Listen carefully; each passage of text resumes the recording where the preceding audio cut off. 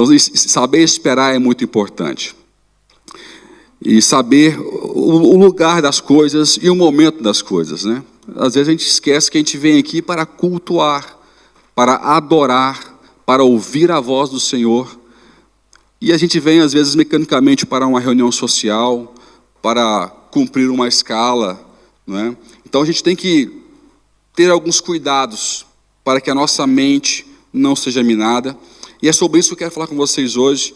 Eu tô tentando mixar duas palavras, que é uma que eu ministrei lá em Londres e uma outra que nasceu.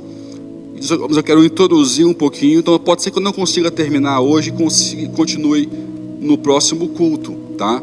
Mas eu quero a sua total e sincera atenção, porque eu acho que é para isso que nós viemos aqui. Você pode dizer amém? Viemos aqui para ouvir a voz do Senhor, para meditar na sua palavra, né? Eu não estou aqui para dar minha opinião pessoal, não estou aqui para dar coisas da minha cabeça, estou aqui para ler a palavra de Deus. Estou aprendendo junto com você. Estudei um pouquinho antes, talvez, para que você pudesse junto comigo agora fluir na palavra. Mas eu sou um aprendiz, eu sou um ministrado, tanto quanto você, quando a palavra de Deus ela é ministrada. Mas nós precisamos de ter um coração inclinado para aprender. Deus falava com Moisés no Egito, que aquele povo não tinha um coração ensinável. Quem lembra da passagem? O maior problema de Deus não era os obstáculos que ele tinha que ajudar o povo a ultrapassar. A maior queixa de Deus, em que inclusive foi motivo de Moisés interceder para que Deus não abreviasse a vida daquelas pessoas, para que ele disse: Moisés, de você eu posso fazer uma nação inteira de você. E Moisés falou: o que vão pensar do Senhor as outras nações, que o Senhor tirou o povo do Egito e agora eles não vivem mais? Mas a maior queixa do Senhor, se você for ler a Bíblia, é que esse povo não tem um coração ensinável, é um povo de dura cerviz. Olha aqui que Deus se queixou. Ele não se queixou que o mar era muito grande para se abrir. Ele não se queixou que era complicado manter aquele povo todo dia com o maná que vinha do céu. Ele não se queixou dos gigantes que eles teriam que enfrentar para entrar em Canaã.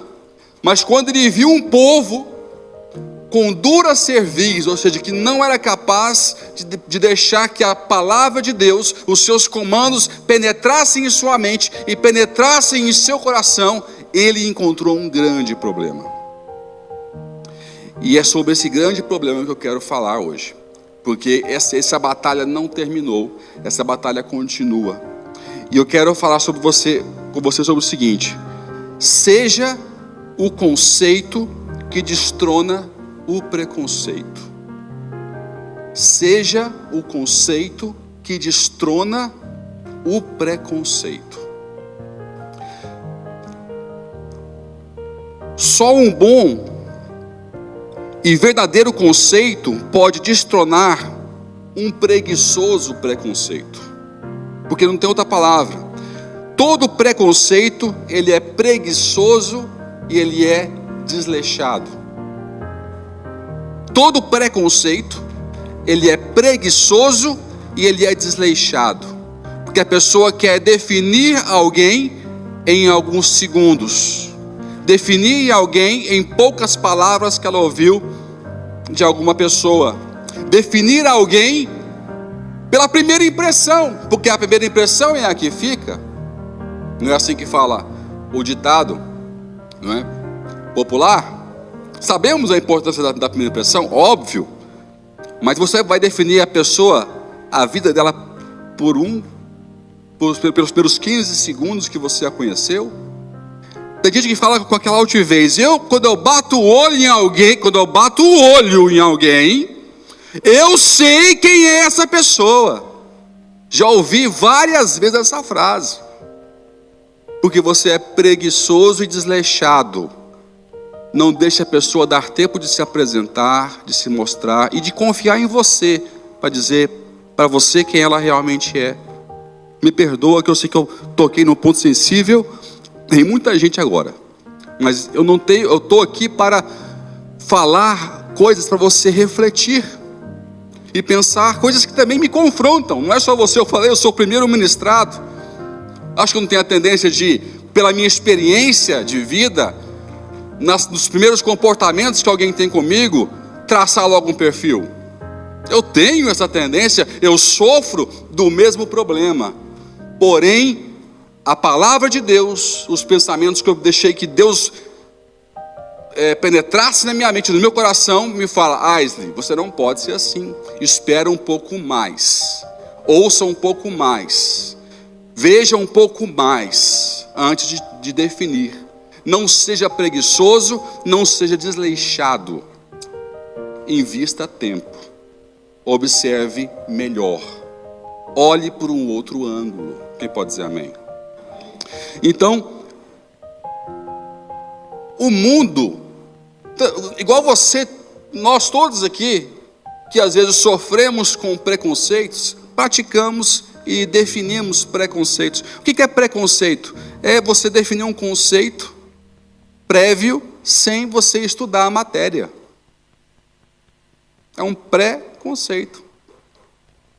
E a igreja, Cristo, os crentes, são alvos de grandes preconceitos, sim ou não? Isso é uma máxima, isso é uma realidade. E quando nós somos o conceito, nós não falamos de conceito, quero trabalhar isso com você hoje, nós temos o poder de destronar os preconceitos. Em segunda carta do apóstolo Paulo a Coríntios, capítulo 3, verso 2 e verso 3, tem uma definição fantástica, apaixonante, sobre conceito, sobre ser um conceito e não falar de um conceito. E fala o seguinte: vós sois a nossa carta, escrita em nossos corações, conhecida e lida por todos os homens.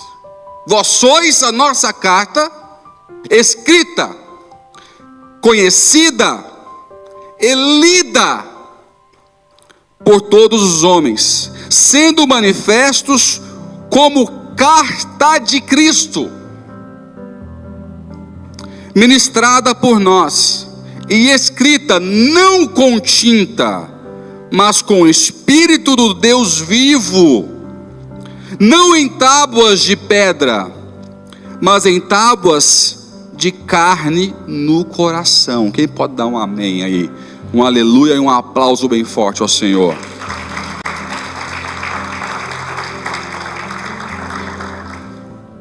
O que o apóstolo Paulo está falando aqui foi o que eu disse em outras palavras.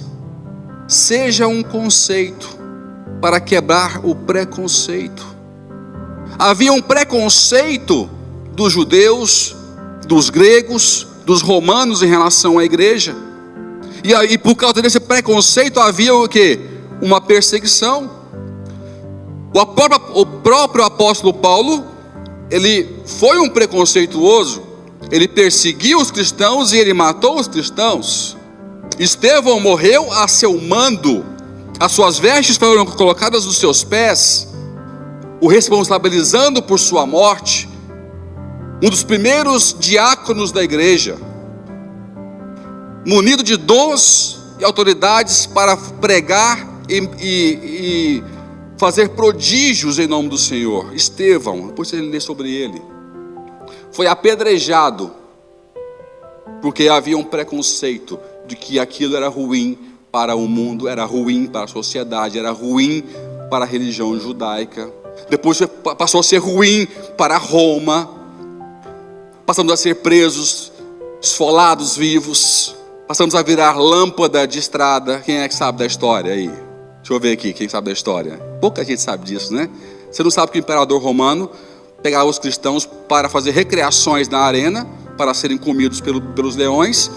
e colocavam em postes, colocavam combustível e colocavam fogo para iluminar a estrada, para que as pessoas passassem a noite. História, tá?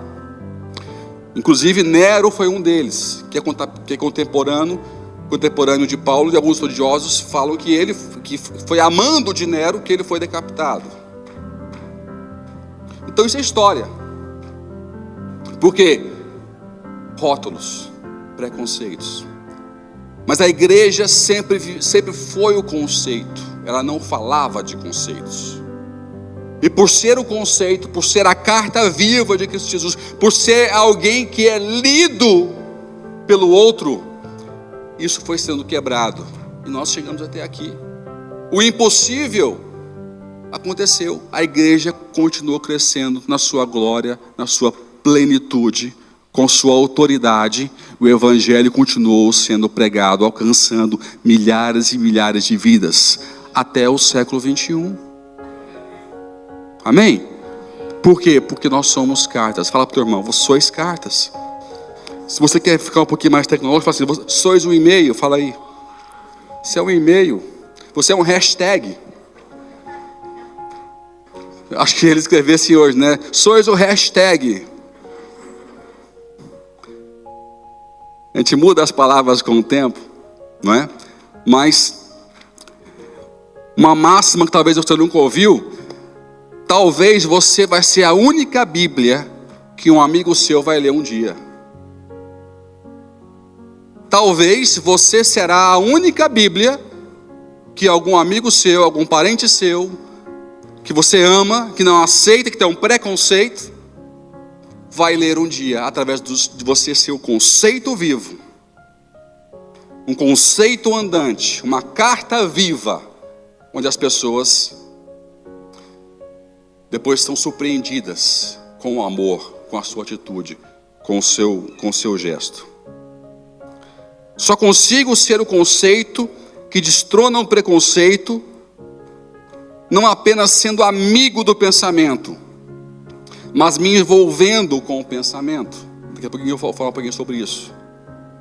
Tem pessoas que têm uma simpatia muito grande pelo cristianismo. Tem uma simpatia muito grande pelo conceito levantado por Cristo. Amigo do evangelho. Mas ele não é o conceito, ele não deixou esse pensamento tomar conta dele. Nós somos escravos daquilo que a gente permite entrar em nossa mente. Você é escravo daquilo que você permitiu entrar e alojar no seu pensamento. Sabia disso? Em 2 Pedro 2, verso 19, fala o seguinte, 19 e 20. Prometendo-lhes liberdade, quando eles mesmos são escravos. Falando de um mundo que promete liberdade para um outro tipo de pessoas, sendo que eles mesmos são escravos. Porque de quem um homem é vencido, do mesmo é feito escravo. De quem um homem é vencido, do mesmo é feito escravo. Se você é vencido por um conceito, se você é vencido por um pensamento, você é escravizado pelo próprio pensamento que te venceu. Estamos seguindo? Doutor, essa aqui é só a introdução, mas vamos chegar lá. Me segue. 20. Porquanto se, depois de terem escapado das corrupções do mundo, aqui ele está falando sobre as corrupções que o escravizaram, aquilo que está alojado na mente, que determina comportamentos. Porque se depois de terem escapado das corrupções do mundo, pelo pleno conhecimento do Senhor e Salvador Jesus Cristo. A única saída para escapar dessa corrupção que corrompe a nossa mente, que corrompe o nosso coração, é o pleno conhecimento do Senhor e Salvador Jesus Cristo. Aqui ele está parafraseando o próprio Cristo, quando diz: conhecereis a verdade, e a verdade o quê? Vos libertará. Ele está parafraseando Cristo de outra maneira, talvez mais didática para aquele povo, mas que só o pleno, não é algum conhecimento, não é uma experiência pequena com Cristo, não é ouvir uma pregação muito boa no domingo, ou participar de uma conferência de mestres do Evangelho. Não é termos experiências com casos pontuais. Ele fala sobre o mundo pelo pleno conhecimento, pleno, total conhecimento do Senhor e Salvador Jesus Cristo. Ficam de novo envolvidos nelas e vencidos. Tornou-se-lhes o último estado pior do que o primeiro. Então, a nossa guerra, como falou Jesus Cristo, não é contra a carne, nem sangue, mas contra principados e potestades que estão nas regiões celestiais. Eu falei há pouco que eu só consigo ser o conceito que destrona o preconceito, não apenas sendo amigo do pensamento, mas me envolvendo com o pensamento. A palavra filosofia, ela vem de philos, que é uma das expressões gregas para amor. Só que esse philos está mais caracterizado, está mais direcionado para o lado de um amor amigo, um amor humano, um amor simpatizante. Então é como se philos fosse mais definição de amizade do que de um amor. Quando a expressão grega amor na Bíblia é escrita nos evangelhos, nas cartas, já não é a expressão philos, é a expressão ágape, que é o amor incondicional. Porque no grego há a definição do amor amigo, philos, o amor ágape, incondicional, e o amor eros, que é o amor de atração física, que te leva a casar, é a atração entre o homem e a mulher, o amor eros, amor philos e o amor ágape. Então, filosofia, na sua definição, são aquelas pessoas que são amigas do pensamento, que amam pensar, que amam interpretar conceitos e desenvolver conceitos. Assim nasceu a arte da filosofia, assim nasceram os filósofos, tão importantes para a história da humanidade. Só que ser amigo do pensamento, ser amigo do pensamento de Cristo, não é suficiente para mim. Eu preciso me envolver com o pensamento de Cristo. Você pode dizer amém? Eu preciso me envolver. Não basta ser simpatizante do que Cristo pensa. Eu tenho que estar envolvido com o que Cristo pensa. Eu tenho que estar envolvido com os conceitos que Ele trouxe para a terra. Então, a nossa filosofia, ela tem que ser ágape. Ela não tem que ser amiga. Entende isso? A diferença? A nossa filosofia, ela tem que ser ágape.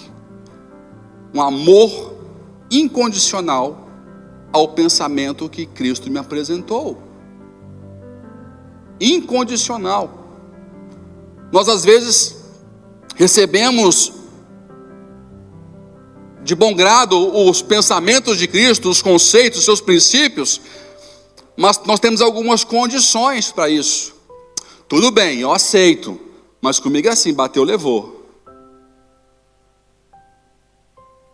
Está entendendo a diferença?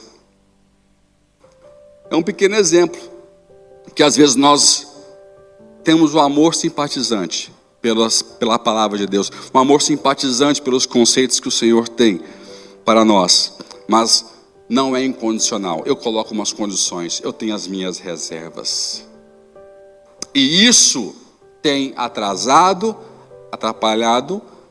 você. Você tem sido o único prejudicado com isso, porque todos os conceitos que Cristo nos entrega é para o nosso próprio benefício. Jeremias 29, eu bem sei os pensamentos que tenho a vosso respeito, pensamentos de paz e não de mal, para vos dar o fim que desejais. Ele sabe o que é melhor para nós. Ele criou o manual de instruções. Ele sabe o seu potencial melhor do que você conhece. Então, quando ele me entrega pensamentos, ele me entrega um leme. Eu não sou mais um navio desgovernado.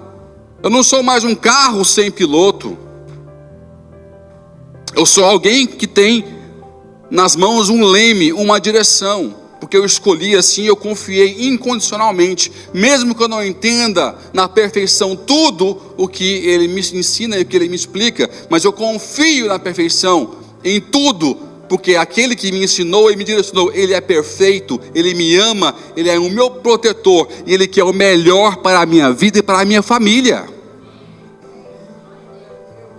Então eu confio incondicionalmente em todo o conceito, em todo o pensamento que ele tem me entregado. Estamos seguindo? Então, não seja apenas amigo do conceito de Cristo. Case com Ele. Se envolva intimamente. Se comprometa, se exponha. Às vezes a gente não se envolve tanto porque nós não queremos ser expostos. Eu vou ser facilmente identificado se eu me tornar um conceito. Mas é isso que Deus quer e é isso que Deus precisa. Porque Ele fala, vós sois as minhas testemunhas.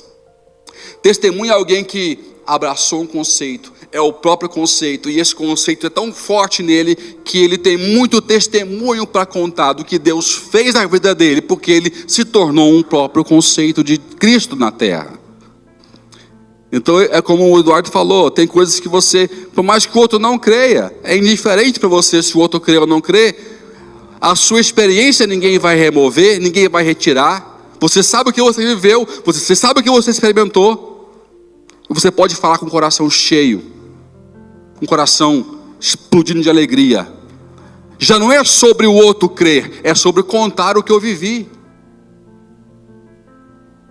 Muitos não evangelizam porque tem medo do outro não crer. Esse é o problema da igreja. Ninguém te mandou só evangelizar, te mandou contar as experiências que você tem vivido com o Senhor, os seus dias aqui na terra.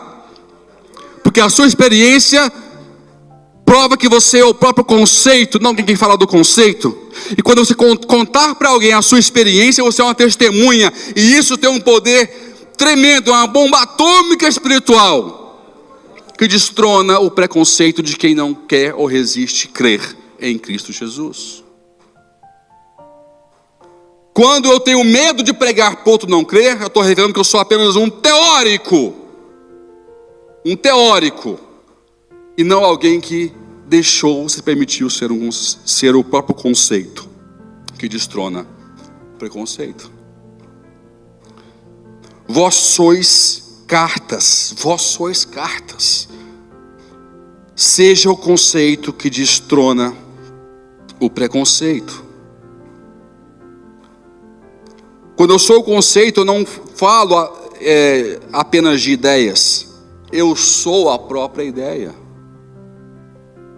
Eu sou o próprio pensamento. Então chegou o tempo, meus amados, de expandir a nossa visão.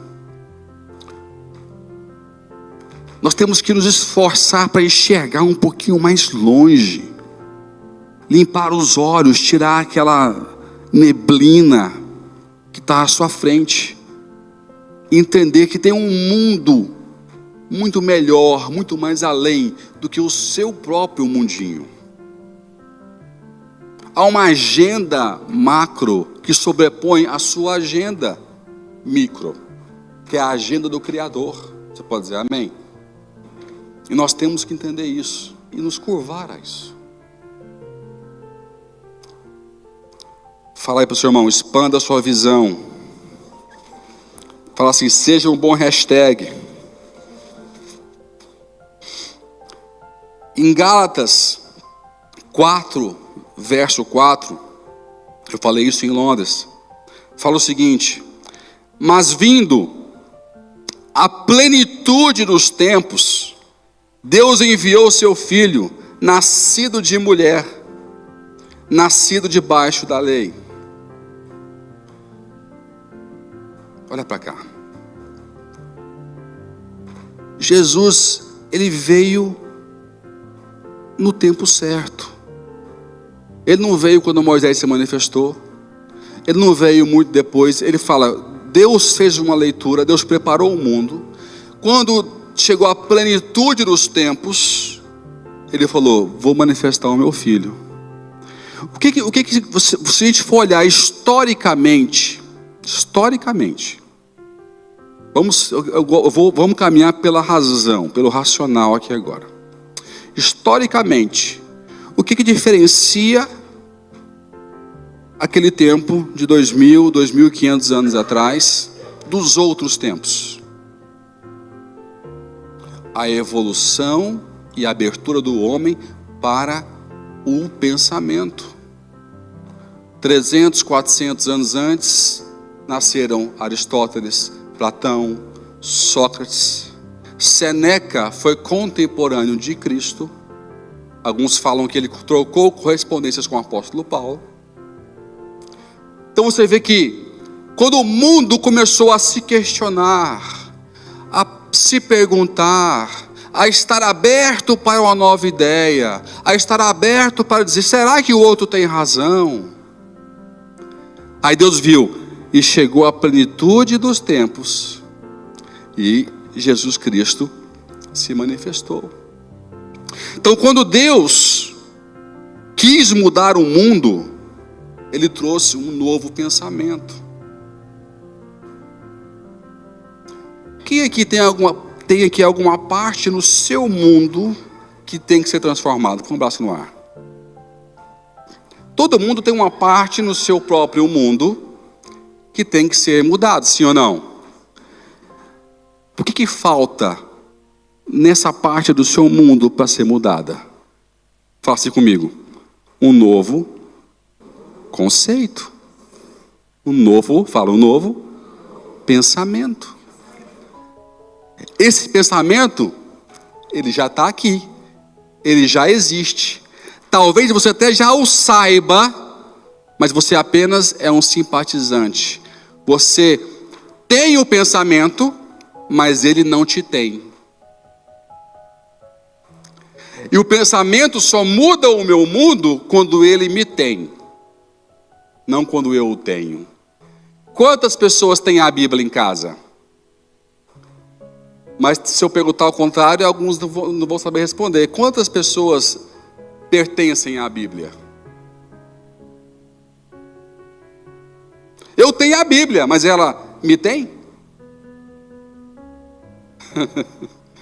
Eu tenho a Bíblia, mas ela me tem?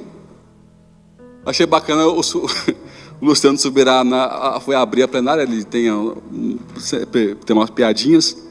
Aí perguntou, quem aqui está feliz com Jesus? Todo mundo, amém. Aí, e quem aqui Jesus está feliz com você?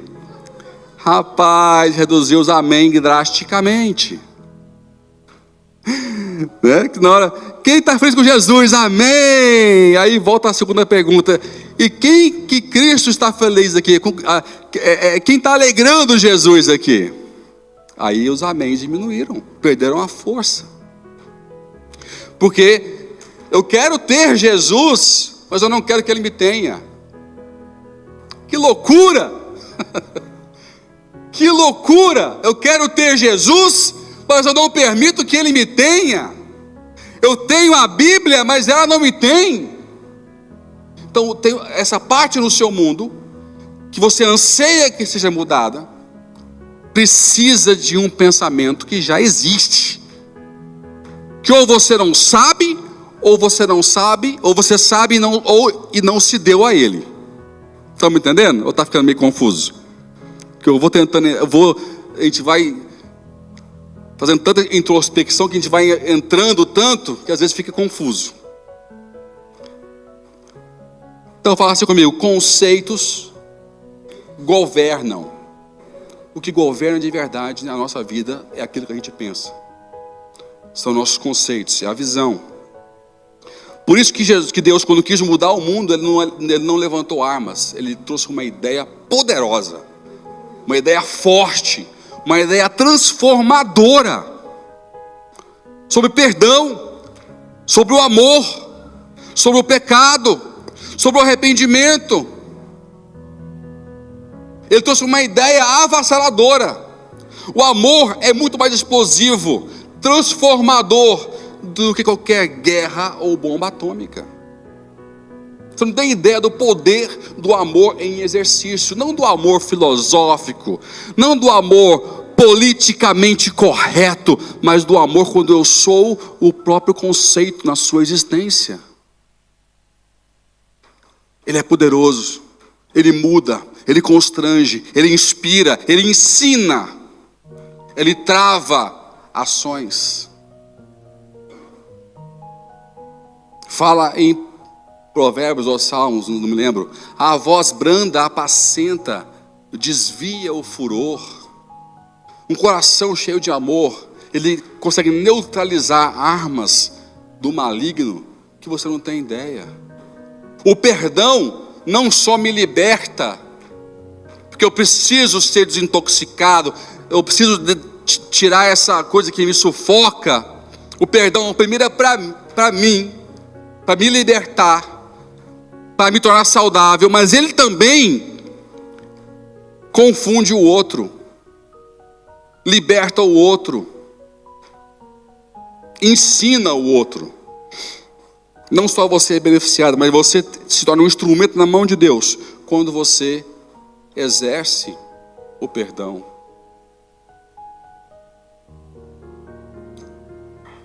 Minha vida só muda à medida que o meu pensamento é mudado. Esse mundo que você quer mudar, quer transformar, só vai ser transformado quando você identificar o pensamento que te falta ou se entregar de verdade ao pensamento que você sabe que tem que exercer. Queria ouvir um amém. Quem já viu eu fazer aquela dinâmica do copinho do papel? Deixa eu ver aqui. Só 2 pessoas, 3, e o Diego que fala sempre sobre ela. Em Romanos 12, fala o seguinte, muito conhecido esse versículo, tá? Eu quero trabalhar bem ele com você hoje. Romanos 12, versículo 2. E não, vocês devem saber de cor, né? E não vos o quê? Conformeis a este mundo, ou com este mundo, mas transformai-vos pela renovação do quê? Fala assim, pensamento. Transformai-vos pela renovação. O que é renovar? É tornar novo, é jogar fora o que está velho. A minha biblioteca mental tem que ser renovada. Quando você renova uma biblioteca, o que você faz? Você coloca mais conteúdo. E alguns conteúdos antigos perdem o interesse. Podem até ficar lá na prateleira, empoeirados, mas eles perdem o interesse. Porque novos conteúdos surgiram, novas ideias sobrepuseram ideias antigas. Ideias fortes, sólidas, destronaram ideias fracas. Não é verdade? Então renovar é isso, é tornar novo. É abrir a mente para o novo conteúdo. Transformai-vos pela renovação da vossa mente. Para que? Tem um propósito. Então, entenda o seguinte. As pessoas muitas vezes se focam na parte B do versículo, que é a promessa. Que é para que experimenteis qual seja a boa, agradável e perfeita vontade de Deus. E alguns pensam que só porque lê esse versículo, e só porque crê nele, e só porque se simpatizou com ele, tornou-se um amigo desse pensamento, que é impossível não ser amigo desse pensamento, porque ele tem uma promessa por trás dele, que eu vou experimentar a boa, a perfeita e agradável vontade de Deus. Mas eu esqueço que na parte A do versículo há uma condicionante. Há uma condicionante, uma chave que vai me permitir viver isso. E essa chave não é eu me simpatizar com o conceito. Está me entendendo? A chave não é eu me simpatizar. A chave, o que vira, o que quebra o segredo, o que abre a porta, é eu me permitir ser transformado pela renovação daquilo que eu penso. Mudar a forma que eu penso, ouvindo o que Jesus pensa. Ser renovado é isso, é transformar a forma que eu penso, ouvindo aquilo que Jesus pensa. E permitir que os pensamentos de Cristo passam a me governar, porque pensamentos governam. Então não dá para dizer para Jesus que Ele é nosso Senhor, se o pensamento que Ele tem para mim e sobre mim não me governa. Não tem jeito. Eu falei antes lá em 1 Pedro, né? Não me lembro agora. Nós somos escravos daquilo que nós pensamos. Faça uma escolha. Você quer ser escravo de quê? Quando eu falo, Jesus é o meu Senhor, eu sou o seu súdito.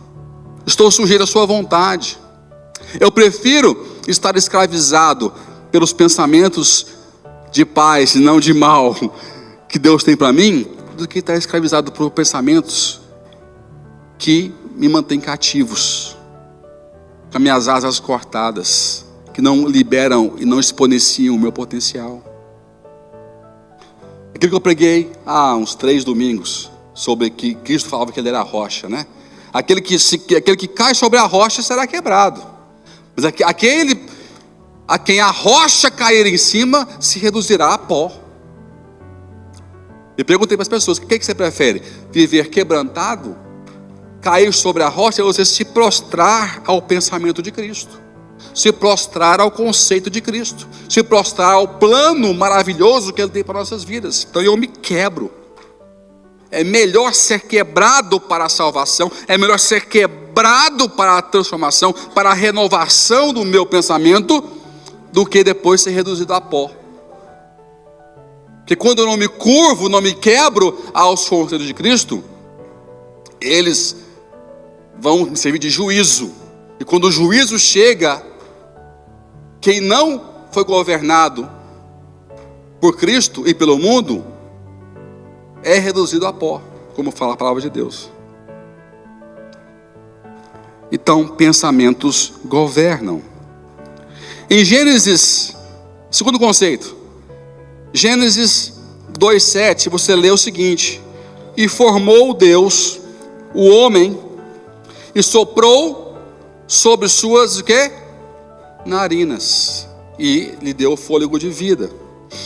Olha a semelhança entre a palavra e formou Deus o homem, e voltamos em Romanos 12, e a gente vê o que? Transformai-vos. Formou Deus, transformai. Forma. A palavra forma está nos 2 versículos, em 2 situações diferentes. Na primeira, eu vejo quando Deus me formou num conceito e para um propósito ideal. Em Romanos, eu vejo como Deus me resgata para o primeiro formato que eu me perdi. Transformai-vos, em grego, se você for estudar, ela vem da palavra que está aqui mal traduzida, porque não tem essa palavra, não há essa conjugação usual no português, que é da palavra metamorfose. E se você fosse conjugar aqui, seria mais ou menos assim, erradamente, mas metamorfoseai-vos pela renovação do vosso conhecimento. A palavra metamorfose é muito mais intensa, profunda e poderosa do que a palavra transformação, porque ela fala sobre é como se fosse uma mudança de espécie, aplicada muito na lagarta, que num dia a lagarta se rasteja, mas depois ela vira uma borboleta, ela passa a voar. E esse fenômeno a ciência define como metamorfose, e é essa palavra que está sendo usada aqui no grego quando fala sobre transformação. Não é uma mudança ligeira, que eu posso me transformar com uma mudança ligeira, mas é uma mudança intensa. Porque já não é mais sobre o meu eu, ou o meu espírito, ou a minha natureza. É sobre a natureza divina que Deus semeou em mim. É sobre o ser vivente influenciado pelo Espírito de Deus na terra. Por isso, essa definição, metamorfose. Porque você passa a voar. Voos que você não iria voar nunca no plano só racional, só natural. Quando Deus te resgata, quando Deus te salva pelo arrependimento, quando você aceita a cruz de Cristo para a sua salvação, o sangue dele para te limpar, para te libertar, e você recebe Jesus Cristo como o Senhor e Salvador, esse Espírito de Deus sobrepõe ao Espírito natural que está em mim e em você. E esse é o fenômeno transformador que Deus espera da igreja. Que é a única coisa que explica uma mudança contínua de comportamento. Porque até certo ponto, com os meus braços, com a minha força, eu consigo reprimir algumas coisas em mim e mudar temporariamente. Mas nunca será a longo prazo. A longo prazo eu só consigo se eu permitir que o Espírito da verdade, que o Espírito Santo passa a habitar em mim e que ele tenha mais força do que o meu espírito natural. Que ele escreva, como eu falei lá atrás, a palavra dele no meu coração e eu passe a ser uma carta viva, andante e lida em toda a terra. Então, o segundo conceito que eu quero te falar é o seguinte: saia da forma e entre e tome forma. Hoje em dia, com o novo acordo ortográfico, a palavra forma e forma é escrita da mesma forma. Antigamente, a palavra forma tinha que ter o acento circunflexo. E a forma não tinha nenhum acento, mas tem um som de agudo no O, forma, mas não tem um acento. Só que é diferente as duas palavras, forma e forma. Então, muitas vezes nós estamos na forma do mundo. O que é estar na forma do mundo? Nós estamos dentro da igreja, mas na forma do mundo. Na forma do mundo e na forma do mundo. O que é a forma do mundo? A forma do mundo é os conceitos que ele determinou para a sociedade, os valores, aquilo que faz você entrar numa filinha quando você nasce, vai para a escola e vai naquela filinha, até você morrer. Padrões já foram instalados para definir o comportamento da sociedade, do mundo. Então, está lá fora, é só você voltar a pensar. Só fazendo aqui um parênteses. Nós vivemos o período mais pobre da humanidade. O mais rico da humanidade foi quando não tinha internet. Quando todo mundo tinha escassez em muitas áreas, mas todo mundo estava aberto a saber mais. Foi a plenitude dos tempos quando Jesus se manifestou. Todo mundo tinha uma pergunta: e se? E por quê? E quando? Hoje em dia ninguém quer pensar. Existem estudos. Ninguém se foca mais do que 15 segundos, 30 segundos em alguma coisa a mais. Ou você acha que é por acaso que as redes sociais estão se especializando em TikTok, em shorts no YouTube? Porque o comportamento humano mudou. E ninguém consegue ouvir uma palavra de 1 hora no YouTube. Ele quer algo instantâneo que muda a vida dele. E o mundo está dando essa ilusão de que existe algo instantâneo que vai mudar a vida dele. Uma palavra de 60 segundos que vai mudar a vida dele. Nós estamos fornecendo isso para o mundo, criando pessoas preguiçosas, sem a capacidade de se questionar, de pensar e de raciocinar.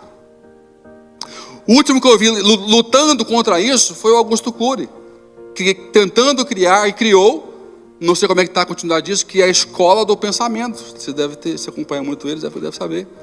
Isso já é antigo. Há mais de 10 anos ele está nesse projeto, sobre a escola do pensamento. Porque ninguém mais é ensinado a pensar, é ensinado a executar. Então nós vivemos o tempo, o período da humanidade da tecnologia e da informação, e de zero sabedoria. A sabedoria é escassa, estão a morrer com nossos avós e com nossos pais. Quando você quer um sábio, quando você está em crise, você lembra de alguém de cabecinha branca. Porque a sabedoria está escassa nos nossos dias. Quem hoje em dia se destacar em sabedoria, não só em conhecimento, não só em tecnologia, não só em informação. Tem muita gente muito bem informada, cheia de conteúdo, mas toda perdida. Toda perdida. Inteligentíssimos, cheios de conteúdo. Acha que o Google tem resposta para tudo. Tem mesmo, mas nem tudo está certo. Inclusive, biblicamente falando. Então nós temos que resgatar isso. Estudos falam que uma criança de 5 anos tem mais informação do que Nero tinha em todo o seu ápice, em todos os seus recursos como imperador na Idade Média. Então, não é propriamente a informação que muda a sua vida, mas a sabedoria, a revelação, você pode dizer amém? Nós temos que voltar a esticar a nossa capacidade de pensar, de raciocinar, de focar, de nos desenvolvermos. Porque ou você fica na forma, e na forma do mundo, ou você volte a entrar na forma e na forma de Deus. Então fala para o teu irmão aí, saia da forma e entre em forma. Aí eu dou aqui esse exemplo para as pessoas, né? Alguns já conhecem, né? Deus quando sonhou com você é como se fosse uma folha branca, que você tem um projeto de ser uma carta viva. Ele vai escrever a sua história, certo ou errado. Mas você nasceu no céu? Hã? Eu nasci na terra. Nasci, né? Tem meu pai, minha mãe, eu tive professores, eu tive amigos que definem um mundo. Então quando você nasce, você é uma folha em branco. No projeto do Senhor, ele tem tudo planejado. Mas você nasce aonde? No mundo. Então, você é colocado no mundo. O microfone aqui é difícil. Aí você, né? Deus sonha com você. Você vai para a barriga da sua mãe. Você nasce. Você faz amigos. Você vai para a escola. Aí tem filmes. Tem internet. Tem tudo que pode te influenciar. Certo? Então você entrou numa forma. Por mais que sua mãe e seu pai tivesse boa vontade de te ensinar, nem quem aqui é 100% que o pai ensinou. Põe a mão no ar. Não tem nenhum filho que é 100% que o pai ensinou. Porque você é um pedacinho do seu amigo, você é um pedacinho do seu vizinho, você é um pedacinho do seu professor. O que mudou na história? Um dia um pensamento de Cristo me encontrou, sim ou não? Eu me esbarrei, eu bati numa parede maior do que todos os pensamentos que eu tinha na minha cabeça.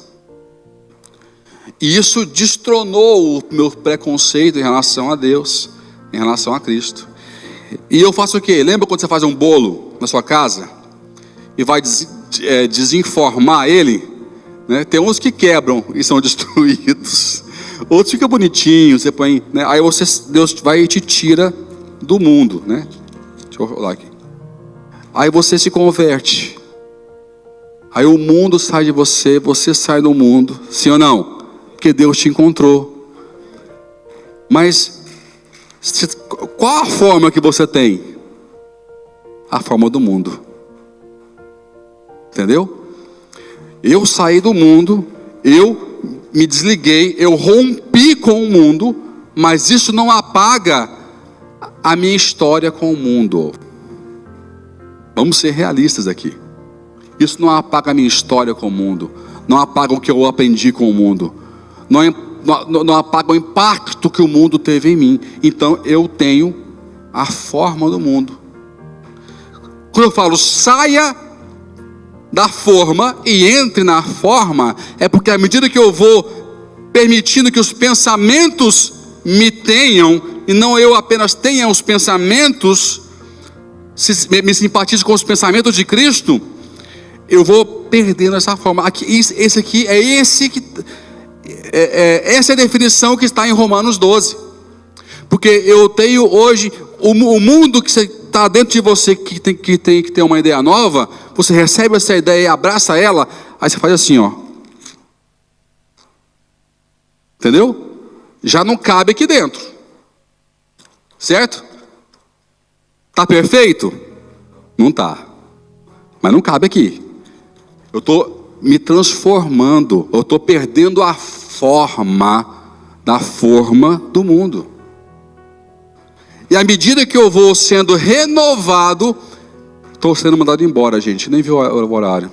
Você fica lá embaixo, sobe e fica chegando falando assim.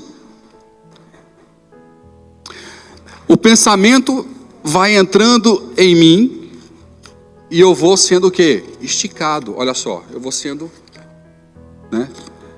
Lisinho, é só no céu de novo. Você vai ficar sempre com uma marquinha e com uma cicatriz, não tem jeito. Mas você vai recebendo a palavra de Deus, recebendo conceitos, você vai ganhando a forma que Deus sonhou para você. Amém? E o mesmo fenômeno que existiu, que deu vida, que Deus, ele mudou, ele deu uma forma para Adão, mas ele não tinha vida, ele soprou o quê? Nas suas narinas o fôlego de vida. Isso acontece hoje quando eu me rendo aos pensamentos, quando eu sou transformado pela renovação do meu entendimento. O Espírito Santo tem a função de soprar nas minhas narinas o fôlego de vida. Aquela parte morta que estava em mim passa a ser avivada, passa a ser vibrante, passa a ter um propósito, meu irmão. Então deixe que o Espírito Santo, permita que o Espírito Santo, que os pensamentos de Cristo tenham você e te faça crescer, te faça esticar. Você pode dizer amém? Você pode dar um aplauso bem forte ao Senhor?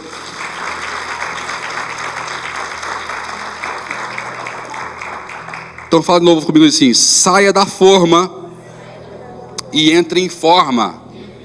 Entre em forma, em nome de Jesus. Para a gente concluir, eu tenho que terminar o resto depois, tem muito o que falar. E eu vou tentar continuar a segunda parte da semana que vem, se o bispo Henrique não vier ministrar.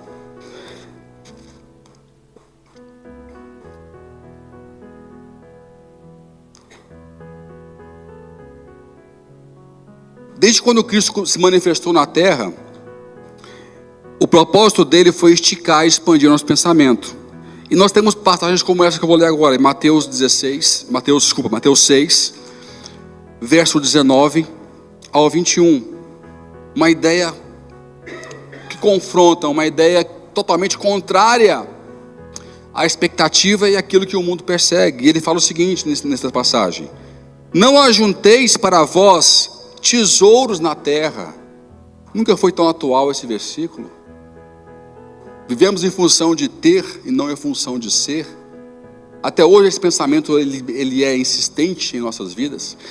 E Cristo já lá começou a confrontar: não junteis para vós tesouro na terra, onde a traça e a ferrugem os consomem, e onde os ladrões minam e roubam.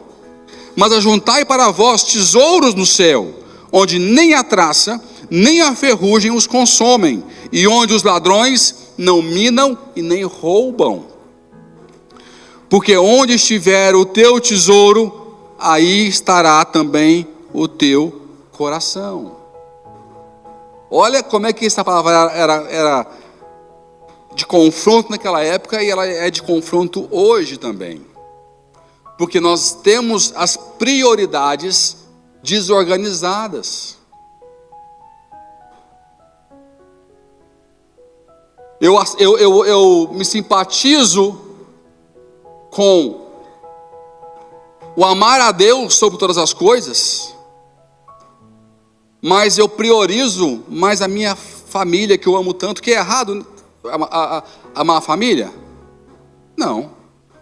Mas eu coloco à frente de Deus e bagunço toda a prioridade, o processo. Minha família vira meu Deus. Eu sou uma pessoa muito boa, né? Você é uma pessoa muito boa, você gosta de ajudar o seu próximo, ao ponto de se endividar para ajudar o seu próximo, de perder o seu sono, a sua saúde. É bom ajudar o próximo? É. Mas é bom você se destruir para ajudar o próximo? Não. Então você pode ver que quando eu não organizo minhas prioridades, até pensamentos bons são capazes de me destruir. Mas eu me simpatizo com a palavra que fala o seguinte: amai o próximo como o quê? A ti mesmo. Então eu tenho que não apenas me simpatizar com o conceito tem que me ter.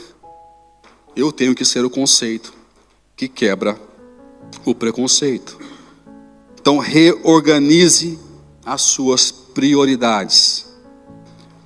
Pega essa sequência aqui, é muito importante, eu vou parar por aqui. Pensamentos determinam sentimentos. Eu falo sempre isso.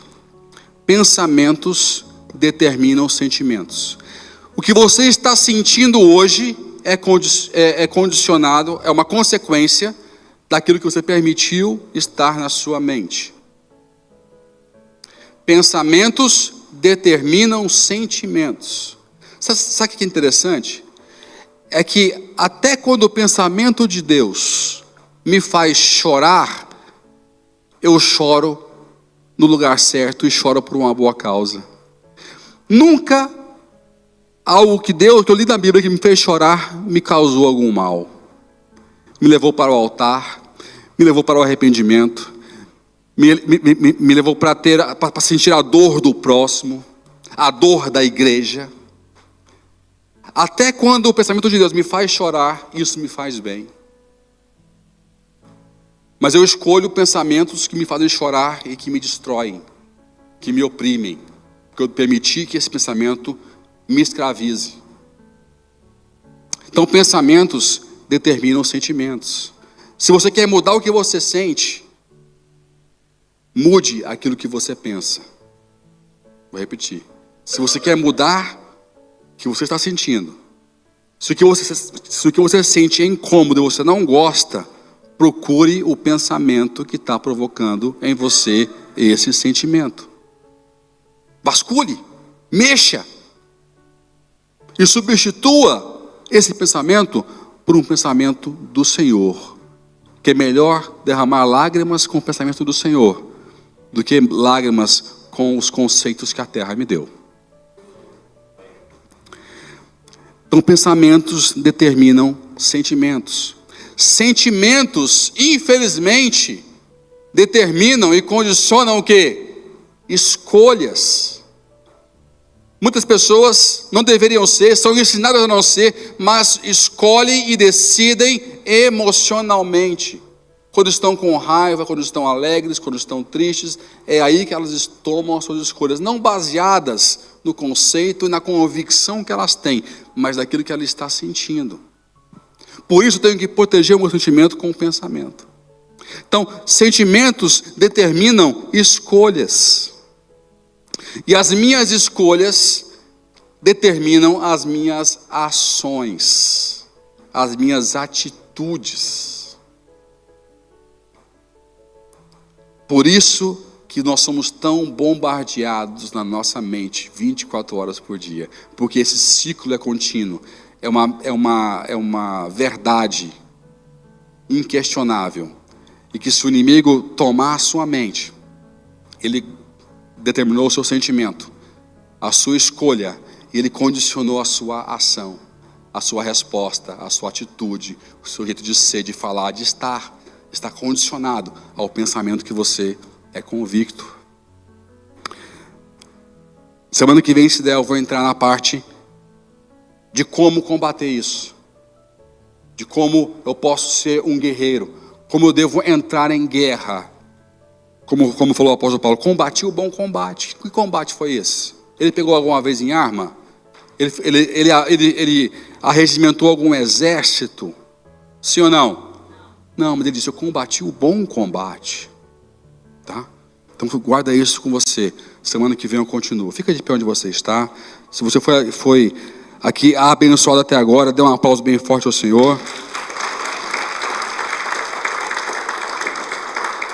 E nós vamos continuar semana que vem. Seja o conceito que destrona o preconceito. Amém? Eu falei muita coisa, muito conteúdo foi liberado aqui hoje. Mas tudo tem um propósito só. Eu decidir se os pensamentos de Deus vão me ter ou se eu vou sempre ser aquele que tem os pensamentos de Deus à minha disposição.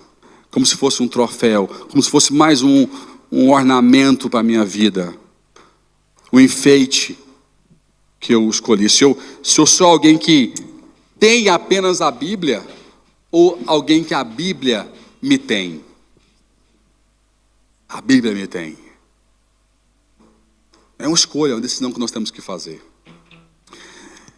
O que é bacana é que é uma promessa. Que quando eu me permito ser da Bíblia, ser de Deus, eu passo a viver um processo de transformação. E eu experimento a boa, a perfeita e a agradável vontade de Deus. É muito simples. Simples pode não ser sinônimo de fácil. Mas é simples, né ou não é? Amém ou não? É muito simples. Eu apenas tenho que deixar os pensamentos do Altíssimo imperarem sobre os meus pensamentos. Uma nova emoção vai surgir, uma alegria, um regozijo vai nascer em você. Aquela depressão vai embora, aquela raiva vai sumir. Aquela raiva que o outro te passou vai ser irrelevante. Porque você vai ter misericórdia dele, porque ele não conhece Jesus como você conheceu hoje. Sentimentos vão mudar dentro de você. E nem você vai se conhecer mais.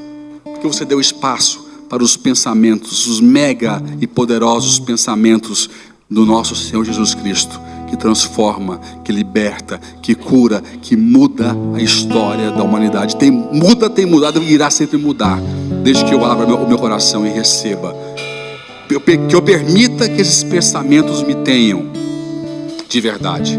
Que não venha a ser apenas um simpatizante da palavra, mas alguém convertido a ela. Não apenas alguém convencido pela palavra. Porque chega um ponto que você é tão forte a Bíblia que os seus argumentos caem por terra e você é convencido pela palavra de Deus. Você abaixa as suas guardas. Você fala, realmente, eu me rendo, eu concordo com tudo. Você é um convencido pela palavra de Deus, mas você não é propriamente um convertido à palavra de Deus.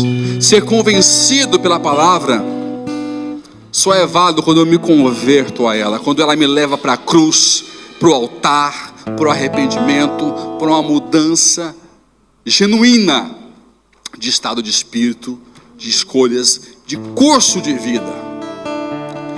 E eu quero que nesse momento que nós vamos aqui cantar um louvor, dar para você um espaço, para você falar com o Senhor, pleitear contra você mesmo. Porque tem guerras que Deus não briga por nós.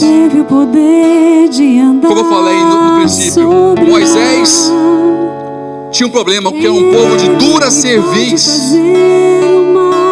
Aquele povo teve que brigar com eles mesmos. Então a sua luta às vezes não é contra fulano, ciclano, ou com o mundo por si só, mas contra você mesmo. Talvez hoje é o dia de você pleitear uma luta contra você mesmo, contra a sua carne. Então Então tome agora um tempo, 5 minutinhos, abaixe sua cabeça e comece a louvar, a orar e peça ao Senhor para se manifestar na sua vida em nome de Jesus. Israel,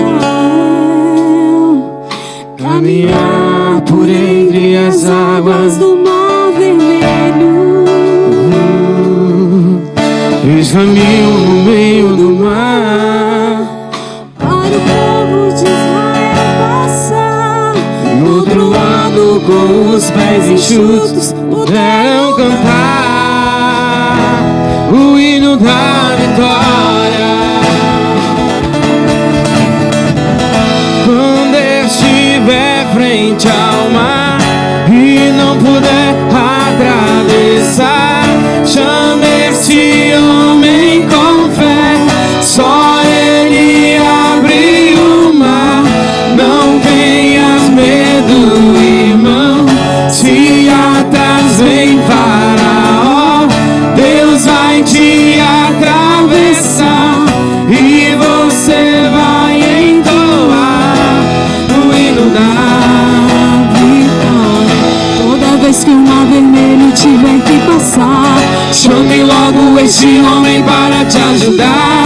É nas horas mais difíceis que ele vai te ver. Pode chamar este homem que ele tem poder. Se passares pelo fogo não vai te queimar. Se nas águas tu passares não vão te afogar. Faça como Israel que o mar atravessou, e no nome do Senhor o hino de vitória do outro lado cantou.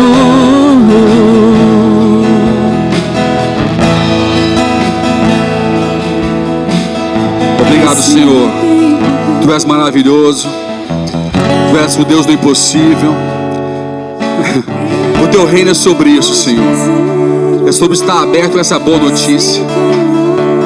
O Senhor mandou os teus discípulos a irem de casa em casa para dar a novidade de que é chegado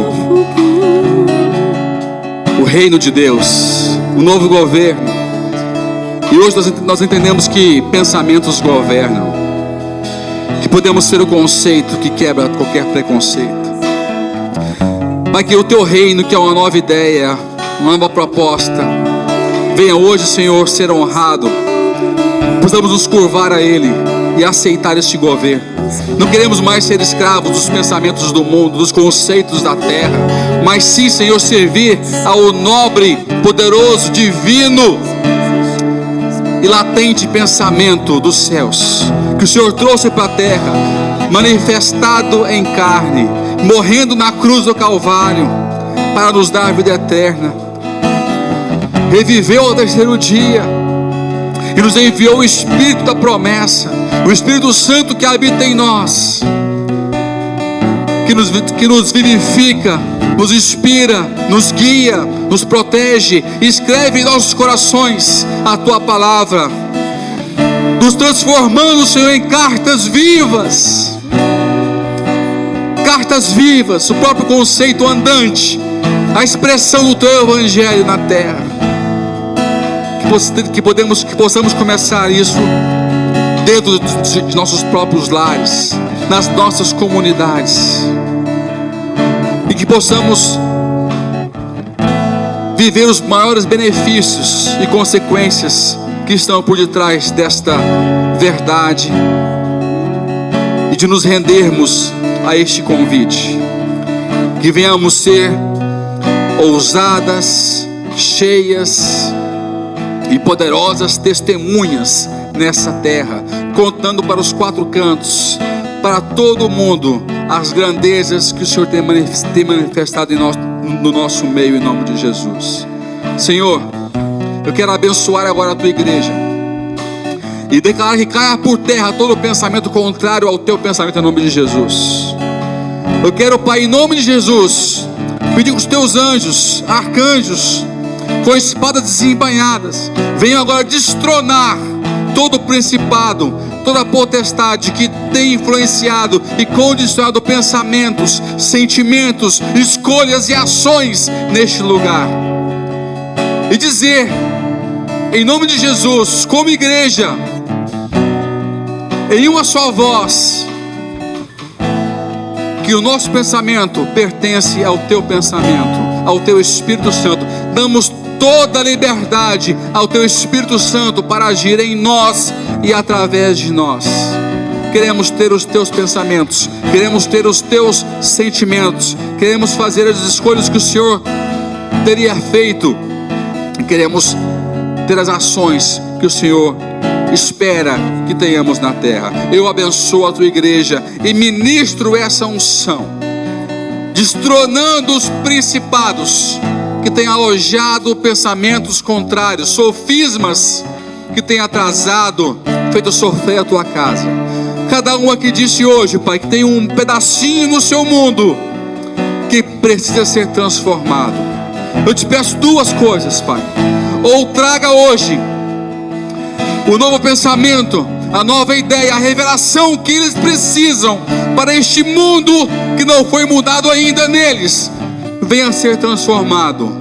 Ou segundo, meu Deus, que eles, se eles já sabem o que tem que fazer, que o Senhor venha hoje dar força, ousadia, coragem, inspiração para dar o passo necessário para viver este pensamento, esta ideia libertadora que o Senhor os serviu para escolher serem libertos. Eu os abençoo com essa palavra, eu os abençoo com essa unção. Nós oramos como igreja em uma só voz, crendo no poder da tua resposta, da tua promessa, porque isso é apregoar o reino de Deus, isso é viver o reino de Deus na terra, é viver os pensamentos. Como o Senhor bem disse, já falei hoje, o Senhor falou: eu bem sei os pensamentos que tenho a vosso respeito, pensamentos de paz e não de mal, para vos dar o fim que desejais. O Senhor já escreveu o nosso destino, o Senhor já escreveu o projeto, falta apenas nós nos rendermos a Ele. E hoje, nessa manhã, nós nos rendemos às tuas mãos, nos rendemos às tuas ideias, aos teus projetos e aos teus bons caminhos que o Senhor traçou e trilhou para cada um de nós.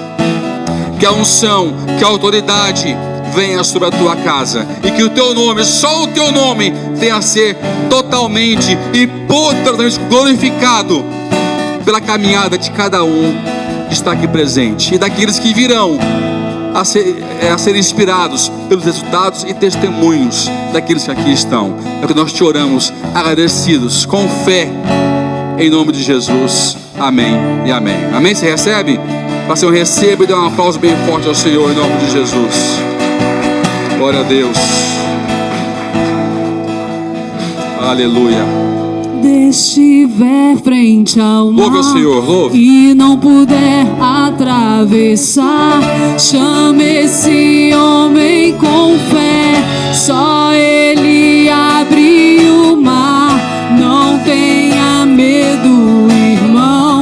Se atrás vem Faraó, Deus vai te atravessar e você vai entoar o hino da vitória. Toda vez que o mar vermelho tiver que passar, declare isso. Chame logo este homem para te ajudar. É nas horas mais difíceis que ele mais te vê. Pode chamar este homem que ele tem poder. Se passares pelo fogo não vai te queimar. Se nas águas tu passares não vão te afogar. Faça como Israel que o mar atravessou, e no nome do Senhor o hino de vitória do outro lado cantou. Amém? Você recebe? Dê um aplauso bem forte ao Senhor. Glória a Deus.